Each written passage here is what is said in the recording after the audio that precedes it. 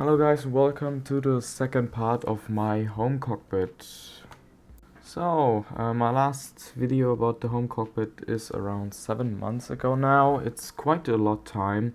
Since then, a lot of my home cockpit changed in software and hardware. For example, the PMDG released new models like the 800 and 600. And finally, we got also pop-out panels. But more information about that later on. So in detail, in this video we're going to talk about a few parts. We will begin with my tablet and the EFB device, my self-made FMC. After that I'm going to talk a bit about the PMDG and about the pop-out panels. So let's start with the tablet. So first of all, I bought that from eBay, second hand for around, I guess it was 10-50 bucks. The tablet is a bit broken. The display has some display disabilities, but I can live with that for the time now. Of course, for the future I thought about buying a new and next gen device with some more apps for my flight sim to take the home cockpit as real as it gets. So the next big thing and the next big change in my simulator was of course the FMC.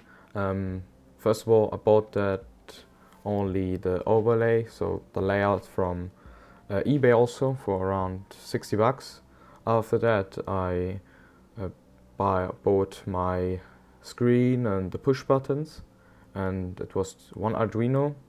But for those of you who knows a bit about Arduinos, and Arduino only supports 60 inputs, so about 9 inputs are into a second Arduino.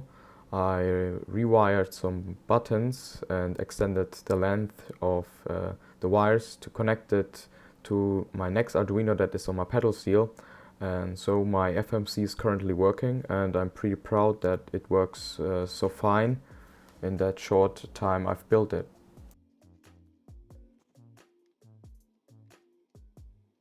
So let's get the FMC in detail, because it's a pretty complex module to build. So I started to buy a dummy with all the holes for your screen and for the buttons. After that you go to your shop and buy the push buttons. I recommend you buying at least 71, because always 1 or 2 buttons will not work. After that you buy a 5-inch display and some LEDs.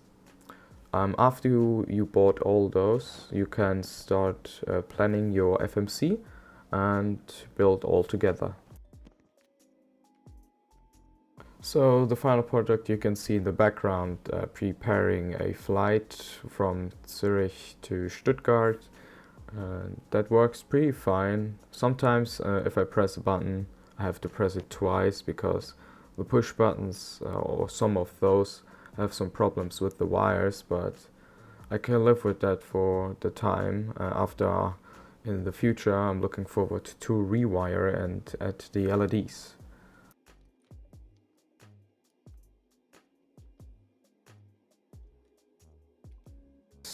So let's talk about the PMDG.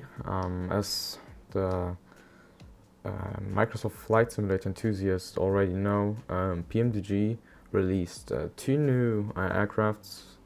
First the 737-600, after that the 800 released, and with that PMDG gives us the option to pop out our panels.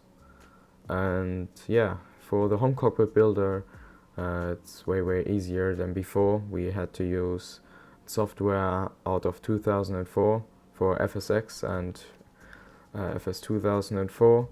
So now we can use the detailed PFD and all the other displays in the aircraft to pop that out and drag it into your second monitor. Pretty happy with that, because you can really fly way better than before. And yeah, after that my flights became more realistic and make indeed more fun. So a big point to PMDG that they adhered to the home cockpit builders and edited the script to give us some pop-out panels. So in my Instagram I got some questions about what add-ons I use for my flight sim. So don't get me wrong, I don't mean the airport add-ons or PMDG add-ons. They mean the third-party add-ons that are exterior when flying. So my add-ons didn't extend very much. I just still use Mobiflight and SpadNeXt, and I upgraded from Volanta to SimToolKitPro because I got that real-life flight schedules that really helped me, because right now I try to focus on one airline that I fly to keep it more realistic. Right now I fly the most because I live in Germany, and in Germany we don't have many airlines that operate the 737. After that, I sometimes use a app from Flightsimulator that's for pop-out panels. That means you start the exe and you press on a button called Start Pop-out. In the pre-flight, I simply use that. I press the button and the app drags the pop-out panels to the right direction and the right size every time in the sim. That's pretty good. I don't need to spend any more time to drag that manually and use the size or change the size every time. So pretty good add-on. You can find the links down in the description. So that was my short video about my home cockpit. I hope you enjoyed it. If you have any questions, you can ask them down in the comments. If you have recommend to do a third part about that, write it down, and see you next time.